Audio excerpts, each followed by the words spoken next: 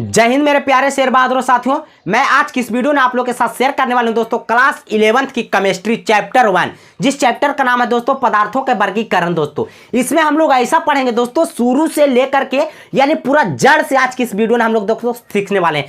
Class 11th ही ऐसा है दोस्तों जिसमें हर एक विषय को जड़ से लेकर के चलता है दोस्तों। मेरा आदत है दोस्तों कि जो भी चीज पढ़ाते हैं वो जड़ से ही पढ़ाते हैं दोस्तों, तभी आपको अच्छा लगेगा दोस्तों, हमको भी अच्छा लगेगा। तो दोस्तों वीडियो को बिल्कुल भगा करके नहीं देखिए, शुरू से अंत तक देखिए दोस्तों। तो बिना बकवास की करता हूं दोस्तों वीडियो को फटाफट स्टार्ट दोस्तों। तो चलिए दोस्तों आता हूं अपना टॉपिक पे। हमारा टॉपिक क्या है दोस्तों, सबसे पहले देख सकते हैं यहाँ पे लिखा गया है दोस्तों रसायन विज्ञान। यानी जो चीज आप जो सब्जेक्ट पढ़ रहे हैं दोस्तों उसको सबसे पहले आप लोग उसका परिभाषा जानने की कोशिश कीजिए, क्योंकि लोग इसी बात को लेकर के फंसा लेते हैं दोस्तों कि पूछ देते हैं वही बात जो आपको पढ़ना चाहते हैं और जो पढ़ के आते हैं दोस्तों। ठीक है, आपसे वही सवाल पूछ दिया जाता है, आप चक्कर में फंस जाते हैं। इसीलिए कहते हैं जो पढ़ रहे हैं, जो पढ़ना चाहते हैं, जो पढ़ना जानते हैं उसको बारे में सबसे पहले परिभाषा जानिए। तो जानते हैं रसायन विज्ञान कहते हैं किसे दोस्तों। तो कहा गया है विज्ञान की वह शाखा जिसमें पदार्थ का गुण, ठीक है, विज्ञान की वह शाखा, ठीक है, वह ब्रांच जिसका गुण, संगठन, संरचना और उनमें होने वाली परिवर्तनों के बारे में अध्ययन किया जाता है। यानी विज्ञान की वैसी शाखा जिसमें हम क्या सीखते हैं, पदार्थ के गुण, संगठन, उसका संरचना और उसमें जो परिवर्तन होता है दोस्तों उसको बारे में हम अध्ययन करते हैं, वही हमारा क्या कहलाता है दोस्तों, रसायन विज्ञान कहलाता है। यानी केमिस्ट्री जिसको हम लोग इंग्लिश में बोलते हैं दोस्तों, इंग्लिश में केमिस्ट्री बोलते हैं। जैसे कि आपको देखिए यहाँ पे दिखा देता हूं, केमिस्ट्री दोस्तों, केमिस्ट्री बोला जाता है दोस्तों। ठीक है, इंग्लिश में केमिस्ट्री बोला जाता है और हिंदी में रसायन बोला जाता है। तो अब आगे बात आता है दोस्तों रसायन विज्ञान का जनक, रसायन विज्ञान की जनक यानी कि रसायन विज्ञान के पिता कौन है दोस्तों। हर एक चीज का पिता होता है और हर एक चीज का जनक होता है दुनिया में, चाहे वो जो चीज भी हो दोस्तों। चलिए आपको समझाते हैं। तो रसायन, हमको देखो आदत है दोस्तों जो भी चीज पढ़िए या पढ़ाते हैं उसको जड़ से कोशिश कीजिए, ठीक है, ताकि जिसका जड़ कमजोर रहता है दोस्तों वो आगे चल के कभी भी गिर सकता है, और जिसका जड़ मजबूत रहता है दोस्तों वो कभी भी जिंदगी में गिरने वाला नहीं है।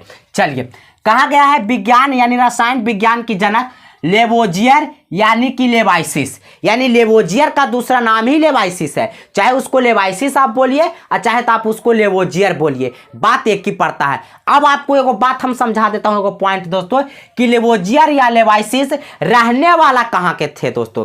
तो रहने वाले जो थे दोस्तों ये फ्रांस के रहने वाले थे। ठीक है, कहां के रहने वाले थे, फ्रांस के। यानी केमिस्ट्री के जनक किसे कहा जाता है दोस्तों, लेवोजियर यानी कि लेवाइसिस को। ये रहने वाले कहां के दोस्तों, फ्रांस के। और फ्रांस की राजधानी कहां दोस्तों, पेरिस।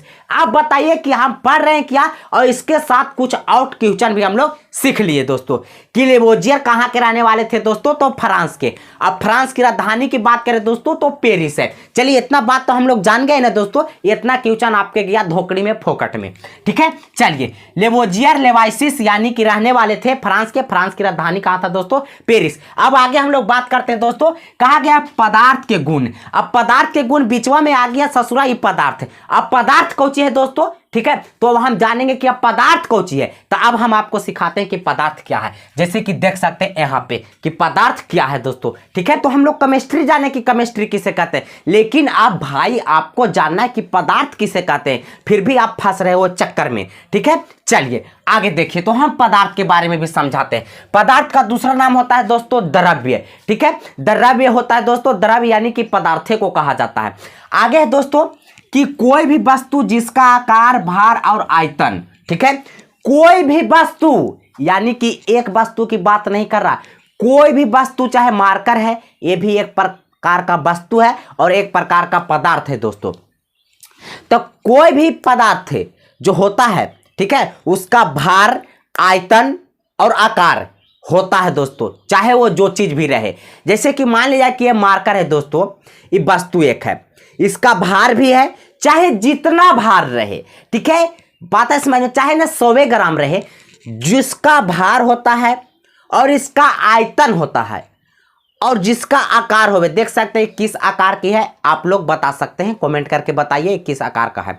ठीक है दोस्तों, तो ही बात बोला गया है कि कोई भी वस्तु जिसका आकार, भार और आयतन हो उसे पदार्थ कहते हैं। उसे क्या कहते हैं, पदार्थ कहते हैं। बहुत सरल तरीका से आपको समझ में आया कि दुनिया का कोई भी चीज जिसमें भार हो, आयतन हो और जिसका आकार हो, उसे हम क्या कहते हैं दोस्तों? पदार्थ कहते हैं। पदार्थ का दूसरी नाम की बात करें तो द्रव्य बोला जाता है। चलिए दोस्तों, तो नेक्स्ट हमारा टॉपिक है क्या? पदार्थ का वर्गीकरण।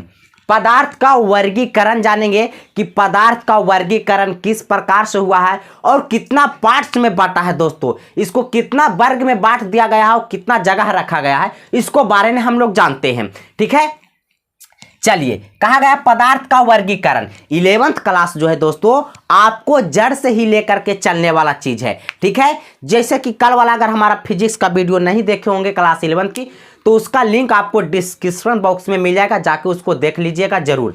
चलिए दोस्तों, तो पदार्थ की वर्गीकरण यानी पदार्थ को कितना वर्ग में बांटा गया है, कितना भाग में बांटा गया है, इसको बारे में जानते हैं। तो सबसे पहले पदार्थ के जो दोस्तों जो हमारा पदार्थ होता है उसको दो कैटेगरी में डिवाइड किया गया। सबसे पहला है दोस्तों भौतिक वर्गीकरण और यहाँ रासायनिक वर्गीकरण। जैसे कि देख सकते हैं भौतिक वर्गीकरण और रासायनिक वर्गीकरण। तो यहाँ पे हम लोग क्या करेंगे, सबसे पहले भौतिक वर्गीकरण के बारे में चर्चा करेंगे। और भौतिक वर्गीकरण भी बांटा हुआ है दोस्तों। ठीक है, भौतिक वर्गीकरण भी आपके सामने देख रहे होंगे कि ये भी बांटा हुआ है। अब ये 3 प्रकार से बट गया दोस्तों। हमारा पहला हो गया ठोस, द्रव्य और गैस। ठीक है, अब कहिएगा कि सर तो ये ठोस, द्रव, गैस, अब एक क्या होता है दोस्तों? तो पदार्थ की भौतिक अवस्थाएं होती है दोस्तों। पदार्थ की भौतिक अवस्थाएं यहाँ पर हम लोग 3 पढ़ने वाले हैं दोस्तों।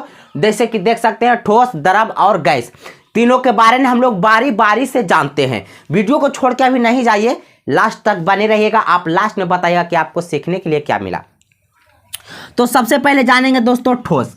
तो ठोस क्या होता है दोस्तों? तो ठोस उसे कहते हैं दोस्तों जिसका आकार, ठीक है, इसमें हम बात करते हैं आकार निश्चित होता है। ठीक है दोस्तों, आकार इसका निश्चित होता है और आयतन, आयतन भी इसका क्या होता है दोस्तों? निश्चित ही होता है। जिसका आकार और आयतन निश्चित होता है उसे हम कहते हैं ठोस। कहेगा मास्टर समझ में नहीं आया। ठीक है, बिल्कुल आपको समझ में नहीं आया होगा, अभी हम समझाते हैं। जैसे कि देखिए आकार, मान लीजिए कि ये मार्कर है। ठीक है, तो मार्कर जो है वो ठोस है। क्या है दोस्तों? ठोस है। मार्कर जो हमारा है वो ठोस है।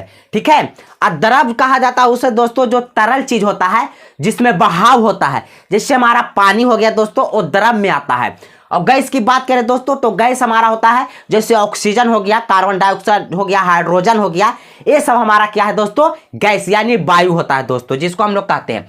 तो ठोस पदार्थ में क्या होता है दोस्तों? उसका आकार भी निश्चित, निश्चित माने क्या होता है दोस्तों? फिक्स, यानी जिसका आकार निश्चित हो और आयतन भी निश्चित हो। जैसे कि मान लीजिए कि ये मार्कर है, ये मार्कर को हम यहाँ पर ही रखे हुए हैं तो इस प्रकार की आकार का है। अगर इसको हम ले पाकिस्तान में रख देंगे तो क्या इसका आकार बदल जाएगा? कहेगा नहीं सर, बिल्कुल नहीं बदलेगा। आप पाकिस्तान का चाइना में भी ले आके रख दीजिएगा तो इसका आकार नहीं बदलेगा। इसलिए नहीं बदलेगा क्योंकि ये ठोस है।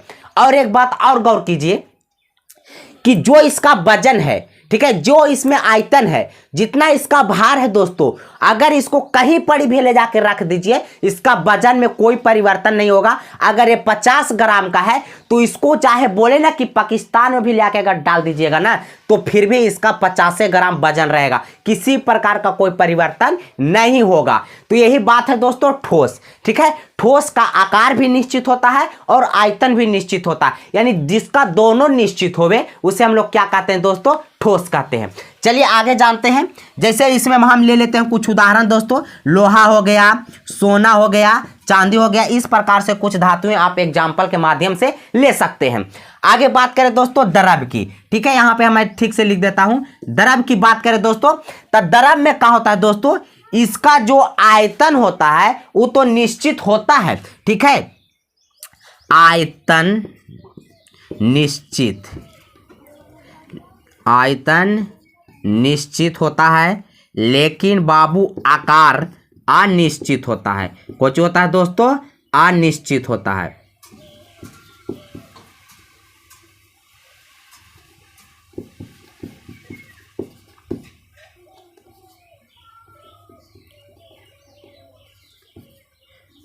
चलिए इसमें हम लोग क्या जानेंगे दोस्तों? द्रव में कि द्रव का आयतन तो निश्चित होता है लेकिन उसका जो आकार है वो निश्चित नहीं होता है।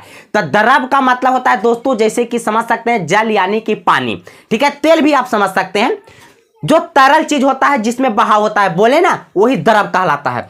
तो जैसे कि देख सकते हैं आयतन निश्चित, आकार इसका का चीज होता है दोस्तों अनिश्चित होता है। जैसे कि आप पानी ले लीजिए, एक गिलास पानी लीजिए या नाप करके भी आप ले सकते हैं किसी भी पार्ट में। तो आप एक गिलास पानी ले लिए, तो जिसमें आप अगर गिलास में पानी रखे हुए हैं तो वो पानी का आकार जो रहेगा वो गिलास के तरह रहेगा। आपका बिल्कुल अब समझ में आ रहा होगा। अगर वही पानी हम रख दें लोटा में दोस्तों, तो पानी का आकार लोटा में बदल जाएगा। बात आ रहा समझ में। अगर वो पानी के दोस्तों हम थारी में रख दें ले जाकर के, तो वो पानी का आकार थारी का हो जाएगा। लेकिन हाँ, अगर आप 1 लीटर पानी लिए हुए हैं तो चाहे आप थारी में रखिए, चाहे आप लोटा में रखिए, चाहे आप जहां भी रख दीजिए, वो 1 ही लीटर पानी रहेगा, ना कि वो आधा लीटर बन जाएगा या 2 लीटर बन जाएगा। ठीक है, यही बात यहां पे समझना था दोस्तों कि जो द्रव्य पदार्थ होता है उसका आकार निश्चित नहीं होता है। जिस चीज में रखिएगा, जिस बर्तन में रखिएगा, जिस पात्र में रखिएगा, उसी का आकार वह ग्रहण कर लेगा दोस्तों। और लेकिन जो वजन उसका रहेगा, जितना पानी रहेगा, पानी उतने रहेगा। अगर वह पानी को घड़ा में रखिएगा तो पानी का आकार घड़ा का बन जाएगा दोस्तों। बात आया समझ में? हाँ, अब बिल्कुल समझ में आया होगा। अब आगे जैसे हम इसमें ले लेते हैं दोस्तों पानी, एग्जाम्पल के माध्यम से पानी लेते हैं, बिल्कुल आपको समझ में आया होगा। नेक्स्ट है हमारा दोस्तों गैस। तो गैस है दोस्तों जिसको बारे में हम लोग चर्चा करते हैं। तो यहां पे देखें ठोस में क्या कि जिसका आकार और आयतन दोनों निश्चित हुआ उसे हम ठोस कहते हैं। लेकिन जब द्रव में आया दोस्तों तो इसका आयतन तो निश्चित हुआ लेकिन इसका आकार क्या हो गया? अनिश्चित हो गया।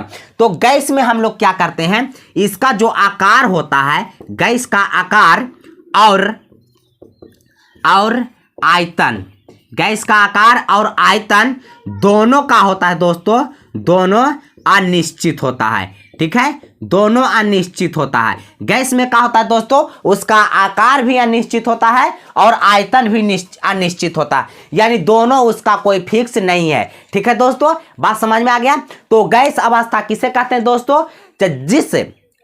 जिस अवस्था का आयतन और आकार अनिश्चित होता है उसे हम लोग गैस कहते हैं दोस्तों। चलिए, आपको अब बिल्कुल समझ में आ गया होगा। इसका एग्जांपल ले सकते हैं, जैसे वायु हो गया हमारा दोस्तों, वायु हो गया यानी हवा जिसको कह सकते हैं। ऐसे भी ले सकते हैं हाइड्रोजन, नाइट्रोजन, ठीक है, कार्बन डाइऑक्साइड, ऑक्सीजन, ये सभी गैस है दोस्तों। तो गैस का ना तो आकार निश्चित होता है और ना ही उसका आयतन निश्चित होता है। हाँ, अब आगे हम लोग बात करते हैं दोस्तों, ये हम लोग क्या पढ़े दोस्तों? भौतिक वर्गीकरण। तो भौतिक वर्गीकरण में हम लोग इतना आज सीख पाए।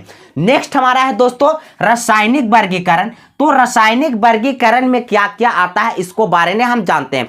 तो रासायनिक वर्गीकरण को सबसे पहले 2 भाग में कर दिया गया। एगो होता है मिश्रण दोस्तों, एगो होता है शुद्ध पदार्थ। तो आप शुद्ध पदार्थ कौची के कहा जाता है दोस्तों, अब मिश्रण कौची के कहा जाता होगा, थोड़ा थोड़ा आपको ये बात समझ में आ रहा होगा, लेकिन उसको हम पूरा आपको समझाने की कोशिश करते हैं। ठीक है, इसमें क्या होता है दोस्तों, एक ही प्रकार का अभिकर्मक होता है, अभिकर्मक होता है। ठीक है दोस्तों, इसमें क्या होता है दोस्तों, शुद्ध पदार्थ में सबसे पहले हम शुद्ध पदार्थ की चर्चा करते हैं। एक ही प्रकार का अभिकर्मक होता है। अब आगे आपको कहिएगा सर समझ में तो नहीं आया, आप कैसे समझा रहे हैं? एक ही प्रकार का अभिकर्मक के मतलब थोड़ा बर्दाश्त करो, सब एक ही बार समझना जरूरी नहीं है। इससे पहले हम चर्चा करते हैं, वो होता है तत्व।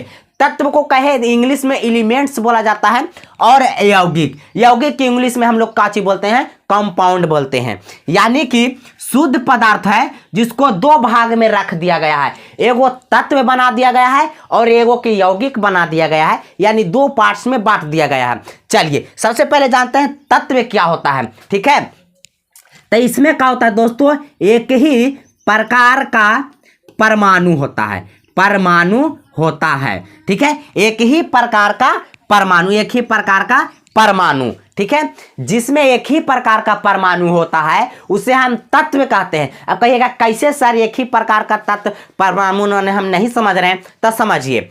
जैसे कि आपको हम समझाते हैं, जैसे अब आपको कह दे हाइड्रोजन हो गया, तो जो हमारा हाइड्रोजन होता है दोस्तों, ठीक है, जो हमारा हाइड्रोजन होता है उसमें देखते हैं क्या, हाइड्रोजन हो गया, ऑक्सीजन हो गया, और बात कर दे नाइट्रोजन हो गया दोस्तों, कार्बन हो गया दोस्तों, इस प्रकार से। तो आपको हम समझाते हैं, हाइड्रोजन है दोस्तों, तब केवल हाइड्रोजन गैस है तो उसमें सब हाइड्रोजने के अणु रहेगा दोस्तों, बात है समझ में।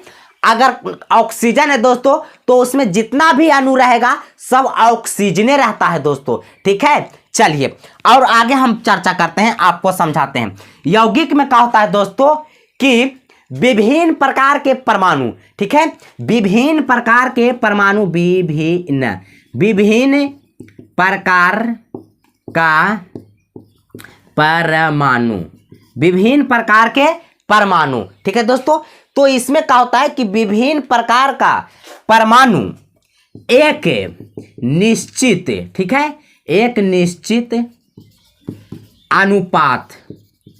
अनुपात में होता है, एक निश्चित अनुपात में होता है, ठीक है दोस्तों। चलिए, यानी यौगिक में क्या होता है दोस्तों कि विभिन्न प्रकार का परमाणु एक निश्चित अनुपात में होता है, लेकिन तत्व में क्या होता है कि एक ही प्रकार का परमाणु होता है दोस्तों।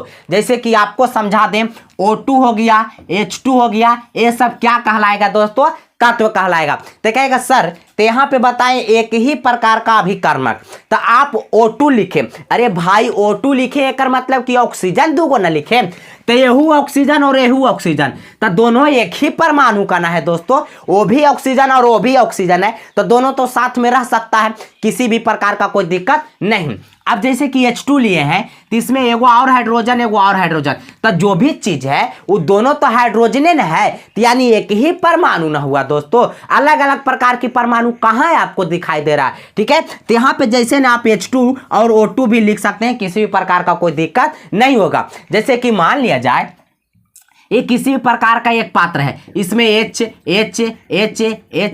है, ये सब तत्व है, तो दोस्तों एक ही प्रकार के ना है, सब H न है, सब हाइड्रोजने न है, ठीक है। तो इसी को हम कहते हैं दोस्तों तत्व, कि जिसमें एक ही प्रकार का परमाणु होता है उसे हम लोग तत्व कहते हैं। हाँ, और जिसमें विभिन्न प्रकार का परमाणु एक निश्चित अनुपात में होता है। जैसे कि बात समझा देता हूं आपको, जैसे यहां पे हम लिखते हैं, देख लीजिए H2O, तो कहेगा सर क्या ये तत्व है, नहीं जी, H2O तत्व नहीं है, क्योंकि H देखिए यहाँ पे O, यानी H हमारा हाइड्रोजन होता है और O हमारा ऑक्सीजन होता है।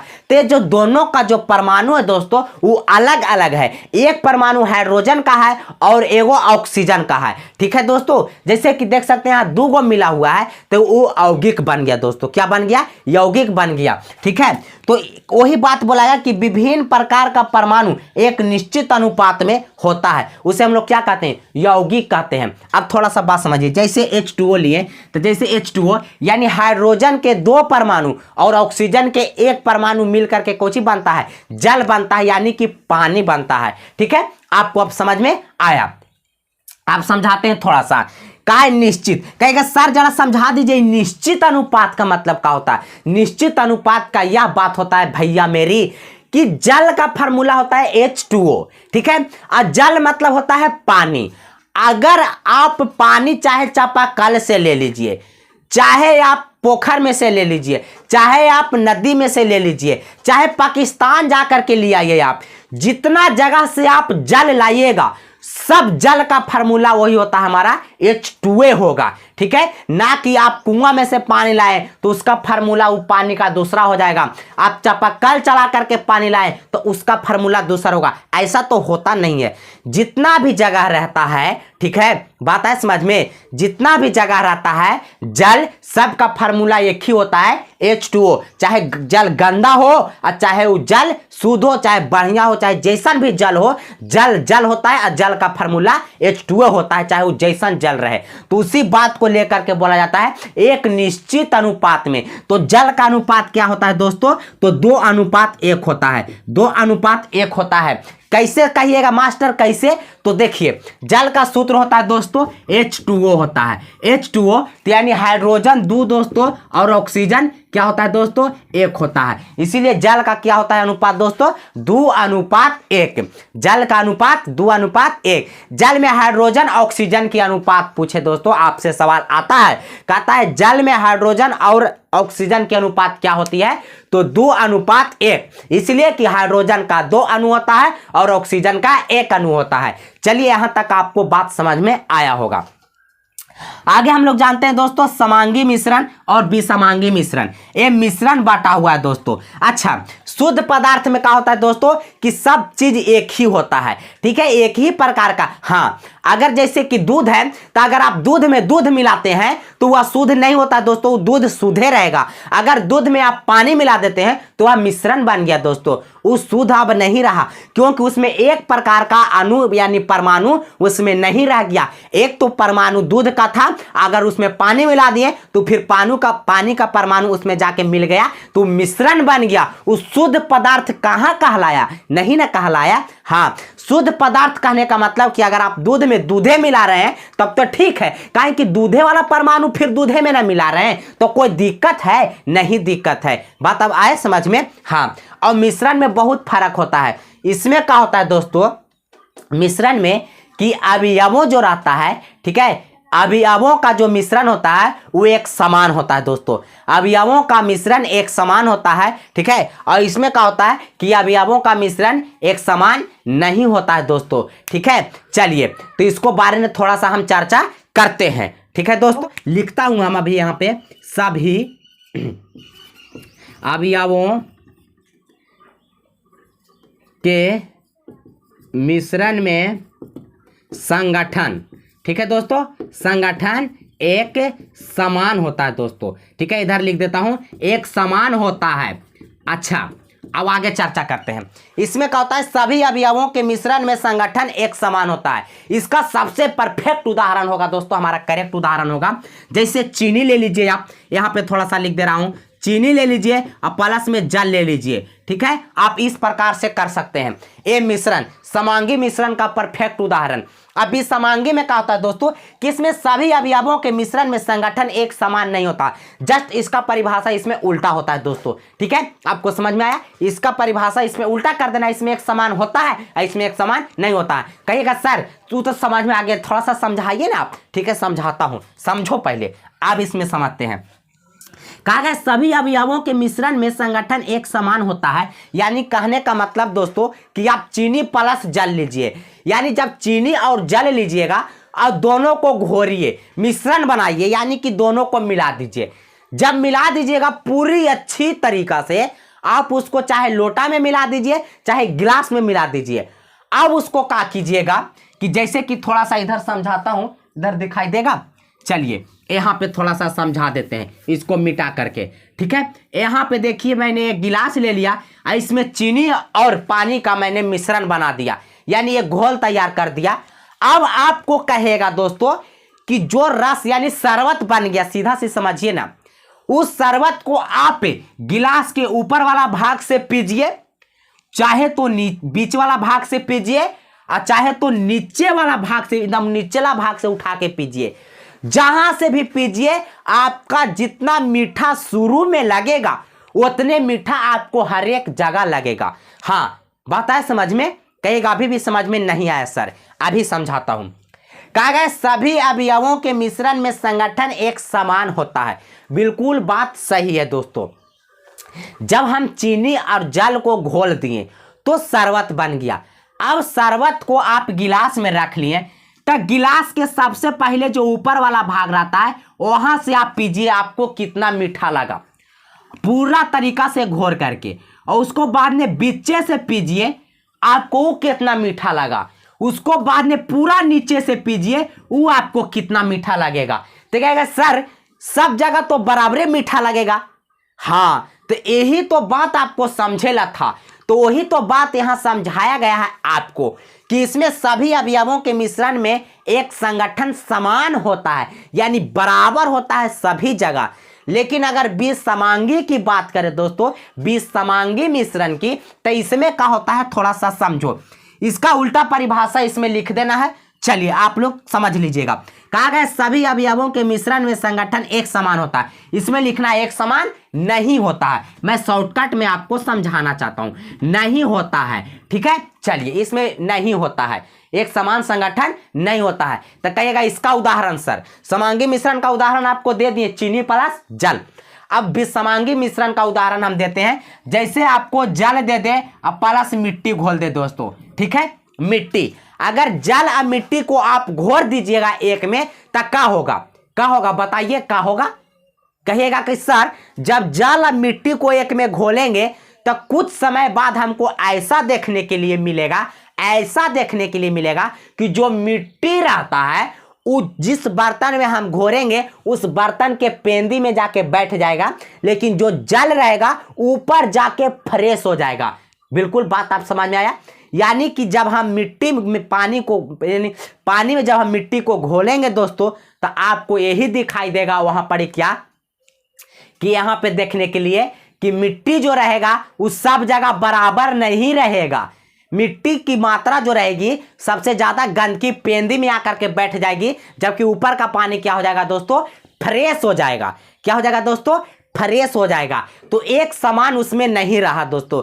अवयव उसमें क्या हुआ, अवयव का मिश्रण एक समान नहीं रहा। लेकिन यहाँ पे हम लोग जो शरबत की बात करें वो कहीं पर इसे भी उठा के पी लेगा तो सब जगह बराबरी मीठा लगेगा। लेकिन इसमें क्या होगा दोस्तों, जैसे कि यहाँ पर भी आपको समझा देता हूँ। मिट्टी देखिएगा कि नीचे आकर के बैठ जाएगा दोस्तों, और पानी जो रहेगा वो थोड़ा फ्रेश होकर के ऊपर चल जाएगा। ठीक है, यानी कि आप हर एक जगह का पानी उसमें से नहीं पी सकते हैं। ऊपर वाला पानी अगर पी लीजिएगा तो आपका ऊपर वाला पानी जो रहेगा थोड़ा फ्रेश रहेगा, उसको से आप काम चला सकते हैं। जब नीचे आइएगा दोस्तों तो नीचे आपका कादा मिलेगा।